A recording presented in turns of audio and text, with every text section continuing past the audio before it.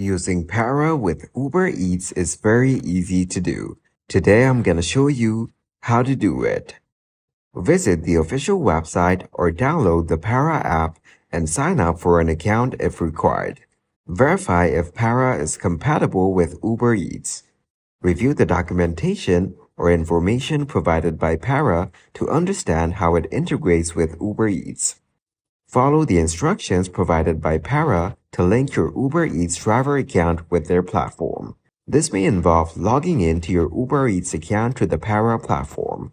Para may have specific steps or settings that you need to configure within their platform to enable the integration with Uber Eats. Follow these steps carefully. After the integration is set up, conduct some test transactions to ensure that Para is properly working with Uber Eats and that any features or functionalities are functioning as expected. As services and features can change, it's important to check for updates from both Para and Uber Eats. Look for any new features, improvements, or changes that may impact the integration.